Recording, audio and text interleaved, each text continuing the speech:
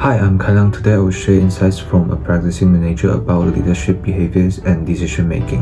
This presentation explores a practicing manager's leadership behaviors, decision-making processes, key advice for future leaders, and my personal reflections. Okay, before we start, we have to clarify what is leadership. Leadership is a set of behaviors that guide people toward a shared direction, drive strategy, execution, inspire action, and go beyond managing. Manager and company background. The main character of today is Mr. Stephen Tew. He is the founder and director of Max Components Sdn Bhd, established in 2009. As a manager, he oversees 50 employees and his responsibilities are to set strategy, manage daily operations, and ensure targets are met. So his company Max Components is a Malaysian printing solution provider with branches in 4 states, which is Selangor, Kuala Lumpur, Johor, and Malacca. Now let's watch the interview video clip. When leading a company of about 50 people, which specific behaviors do you think most influence team motivation? 沟通方式哦，我觉得跟员工保持良好的沟通，我们才会更加积极主动，然后不会怕提意见啊。 When dealing with conflicts or differences of opinion among employees, what kind of leadership style do you adopt? 我会先听取各方面的意见，然后我再想办法解决。因为我觉得每个人的声音他们的心声啊，都值得去被听到的，这样才能够找到很公平的处理方式。 According to the interview, Mr. Tew demonstrates 2 key behavioral leadership styles. First, he shows a relationship-oriented style which focuses on building trust, open communication, and fairness. This aligns with the consideration dimension of the Ohio State Leadership Studies. Second, he practices a democratic style where leaders listen to diverse perspectives and involve employees in decisions. This reflects participative leadership theory, which suggests shared decision-making enhances commitment and engagement. So what are the impacts of his leadership style?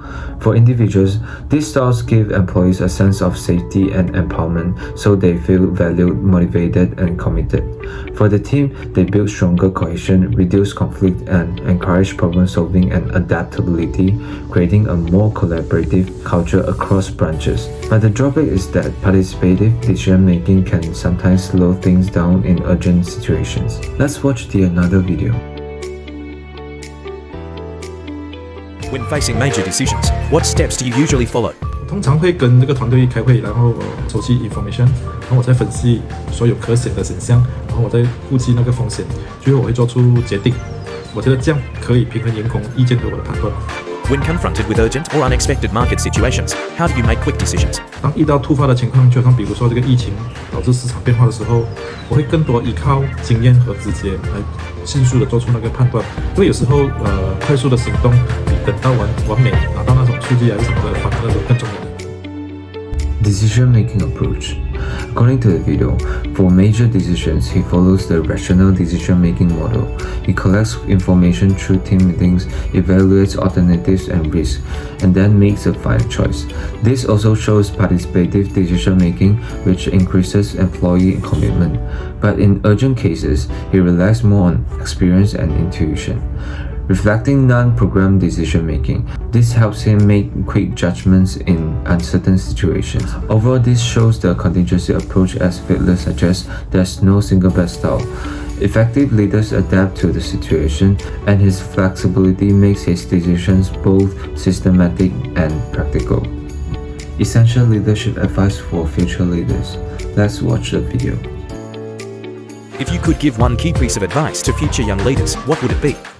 要学会建立那个信任和责任，并且跟团队保持有效的沟通只有这样团队才能够真正的跟随我们。 The manager advice for young leaders is to build trust and maintain effective communication, as only then will the team truly follow us. This reflects his democratic leadership style, where he values employees' voices, encourages participation, and delegates responsibility. This connects with his experience when leaders trust and communicate openly, employees feel respected and motivated, which strengthens both commitment and collaboration in the team. Key learning and reflection. The key lesson I learned is that leadership relies less on authority and more on building trust and open communication.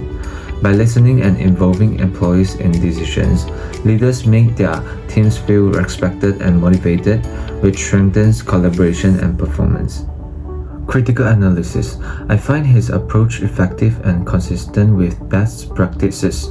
Democratic leadership enhances engagement and commitment, while his use of intuition in urgent cases shows the need to balance analysis with quick judgment. This adaptability makes his leadership sustainable.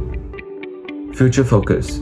For my development, I learned that trust is the foundation of leadership. I aim to create an environment where colleagues feel safe to share ideas by practicing active listening, involving them in decisions, and making timely, intuitive choices when needed. By balancing inclusiveness with decisiveness, I hope to become both people-oriented and results-focused. And this is a reference list and generative acknowledgement. Thank you for attention. That concludes my presentation.